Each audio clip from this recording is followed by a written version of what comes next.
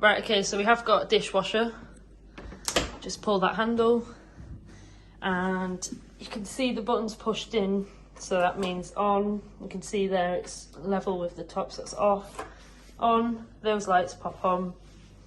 Program, button just there. Obviously once you shut it, it'll start. All the products go in there. Turn it off just by doing the same thing. Close that.